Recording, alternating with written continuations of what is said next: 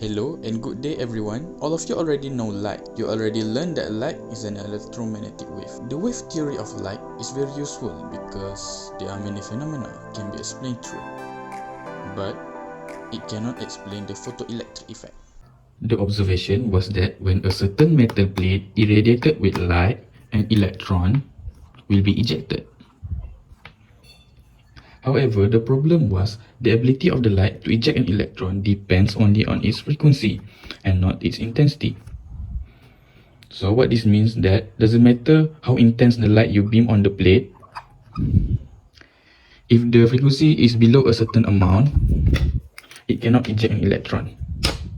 However, if you set the frequency above a certain amount we call a threshold frequency denoted by F0, even the faintest light possible will be able to do it. This seems strange, however.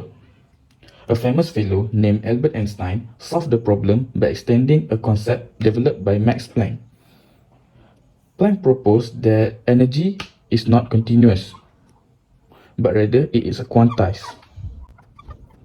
That is, all energies are multiples of the smallest fundamental units of energy called the Planck energy.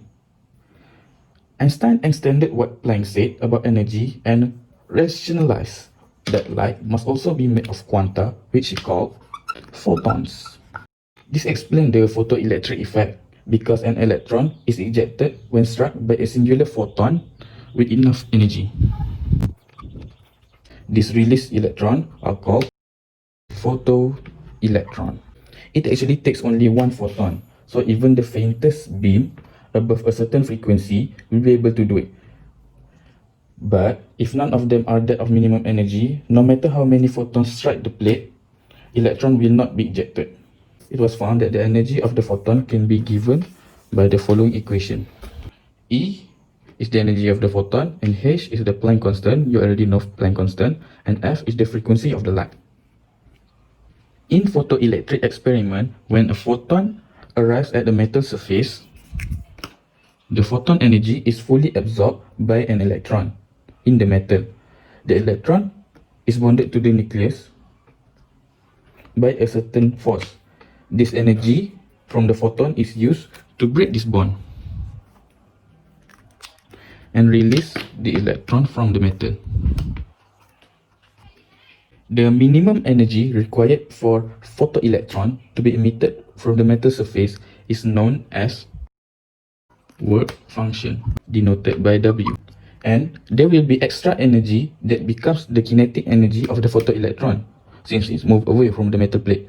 Usually, the electron on the metal surface will acquire the maximum kinetic energy compared to the electron inside the metal,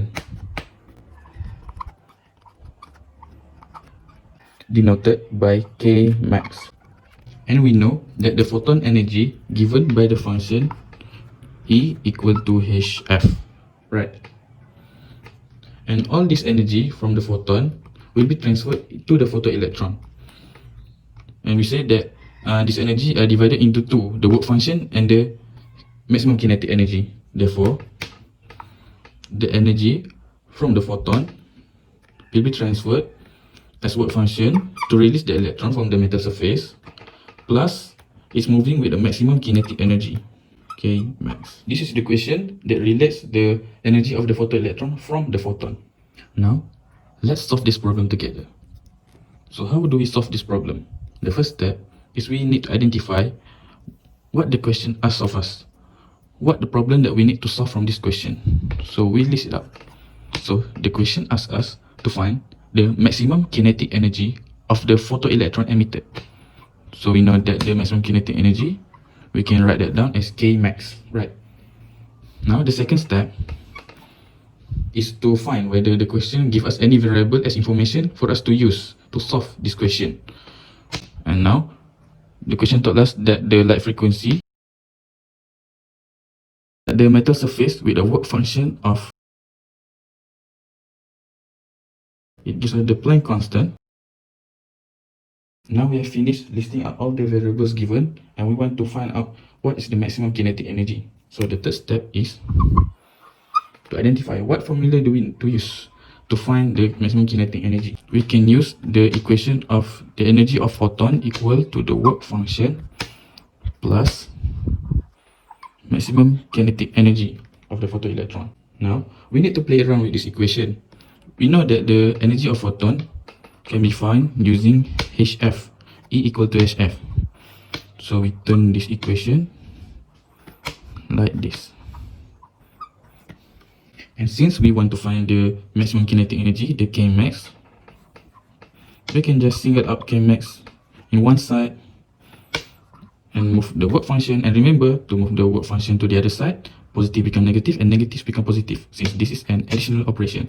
So HF now is with the negative work function. And this is the equation we need to use to solve this problem. Since there's not enough space, I need to rewrite it back. Now we know what equation to be used. The fourth step is just to solve the equation by substituting the value of the variable into the equation. Okay, now let's substitute H and F, which is the Planck constant and the frequency.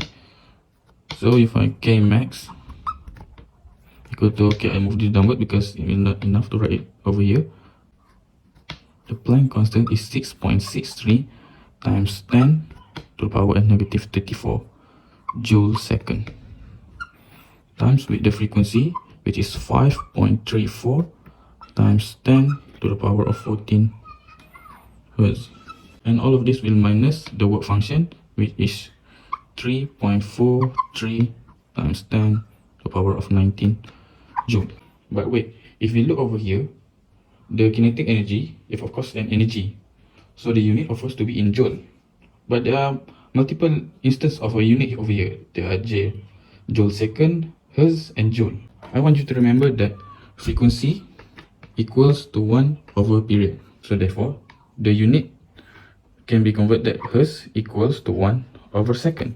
So over here, we can change the hertz into per second. And you see over there, there's a per second meet with the second above.